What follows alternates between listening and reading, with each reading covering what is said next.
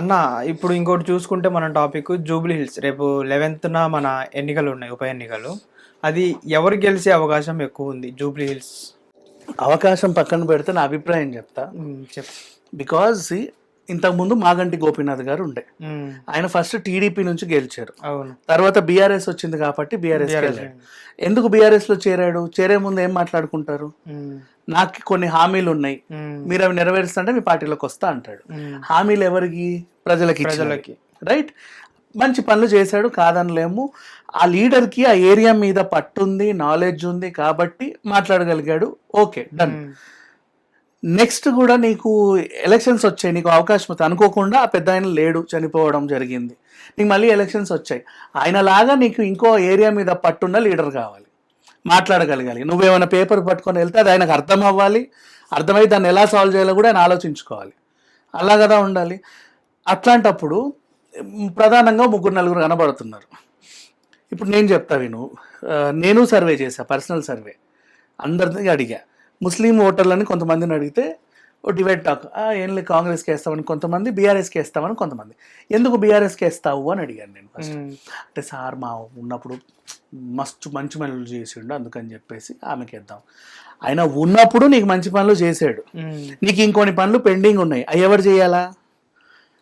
ఇప్పుడు ఆమె నోరు తెరిచి మాట్లాడట్లా, స్టేజ్ ఎక్కిస్తే ఏడుస్తుంది, మైక్ ఇస్తేనేమో అసలు తీసుకెళ్ళి కేటీఆర్కి ఇస్తుంది నువ్వు మాట్లాడు అని, దండం మాత్రం పెడుతుంది పుష్కలంగా. మాట్లాడగలగలేని నేతకి నువ్వు సింపతి ఓట్లు ఎలా వేస్తావు? నీకు ఒక నాయకుడిని ఎన్నుకునే అవకాశం వచ్చినప్పుడు దాన్ని యూటిలైజ్ చేసుకోండి. ఇదేం డొనేషన్ కాదు, చారిటీ కాదు కదా. అయ్యో పాపం, సింపతి ఓట్లు ఏంటి నాకు ఇప్పటికీ అర్థం కాల. నీ సార్ ఉన్నప్పుడు నీకు మళ్ళీ పనులు కావాలంటే ఆ ఏరియా మీద ఇంకో పట్టున్నో ఇంకొకటి ఎత్తుక్కో. ఆ సార్ కంటే మంచోడో లేకపోతే తక్కువ ఎక్కువ నాలెడ్జ్ ఉన్నాడో నీకు కావాలి, నీకు అవకాశం వచ్చింది. నెక్స్ట్ మళ్ళీ బీజేపీకి వెళ్ళా, ఆయన అసలు మాట్లాడని కూడా మాట్లాడట్లా. ఉన్నాడు ఇక్కడే, ఎప్పటి నుంచో పోటీ చేస్తున్నాడు, పర్లేదు, సీటు కూడా సంపాదించుకుంటున్నాడు, సంతోషం. వీళ్ళు బోరబండ నుంచి ఎర్రగడ్డకి క్యాంపెయినింగ్ చేస్తున్నారు. చేసేసరికి కెమెరామెన్లను, మనం ఇట్లా పిల్లలు ఉంటారు కదా, పిలుచుకున్నారు. ఓకే, రోజుకి ఇంత ఇస్తాం, మమ్మల్ని బాగా కవర్ చేయండి అని. ఈ కవర్ చేసే వాళ్ళకు ఓ వెహికల్ ఉంటుంది, ఓపెన్ టాప్ జీప్, అది టైంకి రాలా. ఆ కెమెరా ఏమో ఈ సార్కి ఫోన్ చేశాడు, డైరెక్ట్ ఎమ్మెల్యే. సరే ఇంకా బండి చూద్దాం.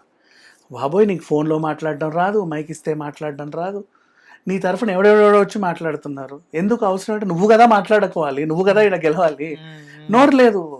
నెక్స్ట్ ఇంకొకటి, ఇప్పుడు ఈమెనే గెలిపించావు అనుకుందాం బీఆర్ఎస్నే, ఇప్పుడు చాలా సర్వేలు బీఆర్ఎస్ అంటున్నాయి కూడా. నువ్వు గెలిపించినా కూడా ఆమె దగ్గర నువ్వు సమస్య పట్టుకొని వెళ్ళావనుకో, ఆమె ఏం చేస్తుంది?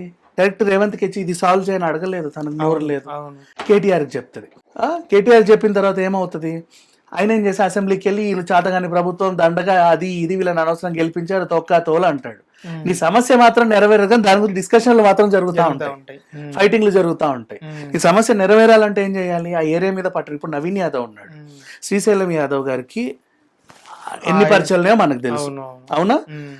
ఆయన చేయించుకోగలడు. పైగా సీటు రాకముందే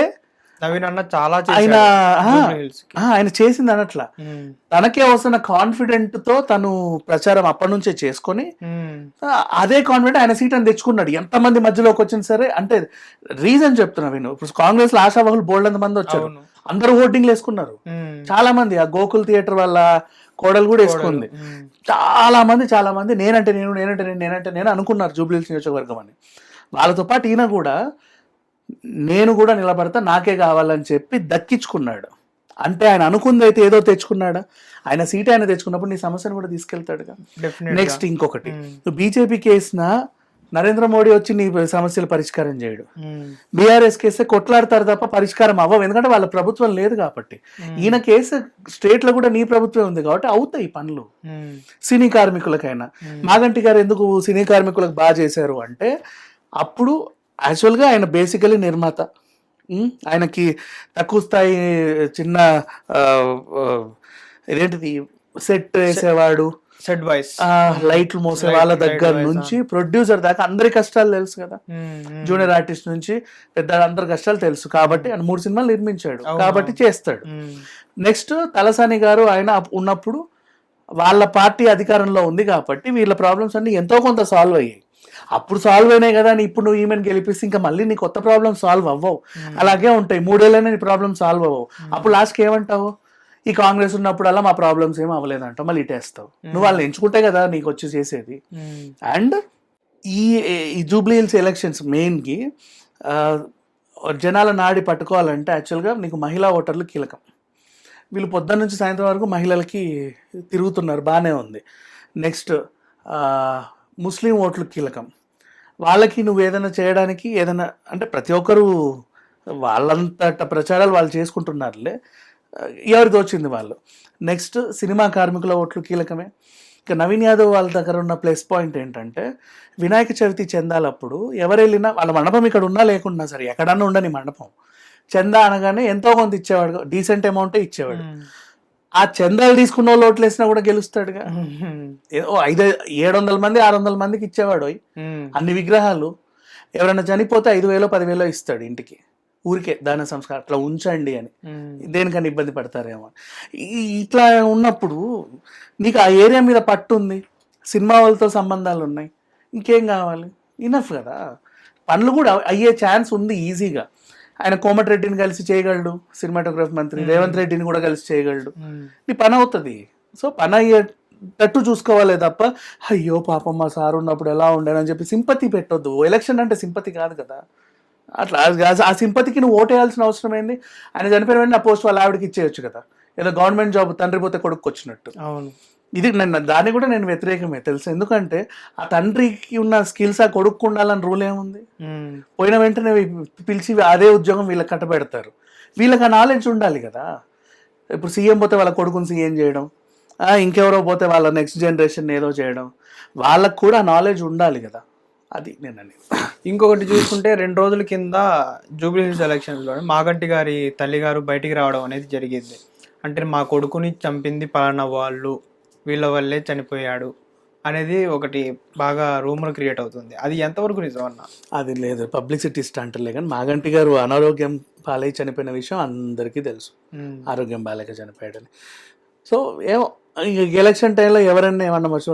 ఫస్ట్ ఇది లాస్ట్లో తల్లి వచ్చింది, ఫస్ట్లో కొడుకు వచ్చి అసలు ఆవిడ మా తల్లే కాదు అని చెప్పి ఏదో ఉత్తరం ఇచ్చినట్టుగా కొన్ని వార్తలు వచ్చాయి. ఇట్లాంటివి అన్ని అవుతా ఉంటాయి, బయట ఏం పట్టించుకోవాల్సిన అవసరం లేదు. మొన్న ఒక పబ్లిక్ మీటింగ్ లో కూడా మాట్లాడుతూ రేవంత్ రెడ్డి గారు ఒక మాట అనడం జరిగింది, కాంగ్రెస్ ప్రభుత్వం లేకపోతే ముస్లింసే లేరు అన్నట్టు. అది దాన్ని ఎలా చూడొచ్చు మరి? ఆయన అన్నది తప్పు. చాలా మంది ఏంటంటే ఈ బీఆర్ఎస్ వాళ్ళు ఆయన కావాలని బెదిరిస్తుండు ఏదో చేస్తుండు అని అన్నారు. కానీ ముస్లిమ్స్ కి వైఎస్ఆర్ గారు ఉన్నప్పటి నుంచి కాంగ్రెస్ ముస్లిమ్స్ కలిసే ఉన్నాయి. వైఎస్ఆర్ గారు చనిపోయిన తర్వాత కొంచెం మజ్లిస్ వాళ్ళు ఏంటంటే అధికారంలో ఉన్న పార్టీతో పొత్తు పెట్టుకుంటే వాళ్ళకి పనులు అవుతాయన్న ఆశతో బీఆర్ఎస్తో జాయిన్ చేయడం తప్పితే అంత సీన్స్ ఏమి ఉండదు అక్కడ. బట్ ఎప్పటికీ వాళ్ళకి కాంగ్రెస్ అంటే చాలా ఇష్టం. నాకు తెలిసినంత నాకున్న నాలెడ్జ్ ప్రకారంగా మన హైదరాబాద్ ముస్లిమ్స్ అయినా చాలా సీనియర్స్ ఉన్నారు. మీరు ఖాన్ లతీఫ్ ఖాన్ లాంటి వాళ్ళని కావాలంటే ఇప్పుడు నాగార్జున వాళ్ళ ఇంటికి వియ్యంకులైన వాళ్ళు ఉన్నారు కదా, ఎవరు జైనాబ్ వాళ్ళ డాడీ, అఖిల్ వాళ్ళ వైఫ్, చిన్న కోడలు వాళ్ళ పేరెంట్స్ కానీ వీళ్ళంతా పాత హైదరాబాద్లో ఎప్పటి నుంచో ఉన్న వాళ్ళు. వాళ్ళందరినీ నువ్వు తట్టు వాళ్ళు నాకు మ్యాక్సిమం కాంగ్రెస్కే సపోర్ట్ చేస్తారు. అంటే ఓవరాల్ గా మీ అభిప్రాయం ఏంటి జూబ్లీ హిల్స్ ఎలక్షన్స్ మీద? సింపతిలు పెట్టుకోవద్దు అని మాట్లాడాలని చేయండి. నేను ఉన్న ముగ్గురులో ఏమో గెలిస్తే ఎవరన్నా గెలవని వాళ్ళ ఇష్టం అబ్బా, కానీ ఎన్నుకునేవాడిని సింపతీలతోనో ఇంకా దేనితోనో ఎన్నుకోవద్దని చెప్తున్నా అంతే. వాళ్ళిద్దరు మాట్లాడట్లా. ముగ్గురు ప్రధాన పార్టీలు తీసుకుంటే నవీన్ యాదవ్ కొంచెం చురుకు. ఇప్పుడు ఈవిడ ఎన్నుకున్నా సరే నీకు రేపటి రోజు షాప్ ఓపెనింగ్లకి ఎగ్జిబిషన్ ఓపెనింగ్లకి పనికి వస్తుందేమో తప్పితే మీ పెళ్లికి వచ్చి కూర్చొని వెళ్ళొద్దేమో. కానీ నువ్వు అంత ఈజీగా సమస్య చెప్పలేవు. ఇచ్చిన సమస్య అది సమస్య అని ఆవిడకి అర్థం కావడానికి కూడా కొంచెం టైం పడుతుంది. అట్లా ఉంటది. ఈయనంటావా, నేను ఇందాక ఒక ఎగ్జాంపుల్ నీకు అల్లారా చూసా బాబు, కెమెరామెన్ నాకు తెలిసిన కెమెరామెన్ మనకి ఎక్కడో చూస్తూ ఉంటాం కదా, ఏంటి ఇట్లా వచ్చా అంటే ఇలా ఎలక్షన్ అన్న ఎంత ఇస్తారు, మంచి డీసెంట్ అమౌంట్ ఇస్తారు, ఓకే పర్వాలేదు. Be happy. అంటే వాళ్ళకి ఇక్కడ యూట్యూబ్ లో తక్కువ వస్తాయి కదా సాలరీస్ కెమెరామెన్లకి. అవునవును. ఉన్నాను 4 రోజులు క్యాంపెయినింగ్ ఎప్పటి వరకు అంటే 9th వరకు. ఓకే, ఎంత ఇస్తారు? రోజు ఇంత ఇస్తామన్నారు. ఏంటి నీ ప్రాబ్లం ఏంటి, ఎందుకు చిరాకు పడుతున్నావు అంటే, బండి రావాలన్నా ఇంకా రాలేదు, ఆ ఎమ్మెల్యేకి ఫోన్ చేసి అసలు ఏందో వస్తుంది అంటున్నాడు అని చెప్పాడు. అంటే అది ఎట్లా మాట్లాడాలి కదా, ఏం రాదేదో రాలేదంట కంటిన్యూ చేయండి అని. నోరు లేదు నీకు, నీ దగ్గరే నీకు నోరు లేదు.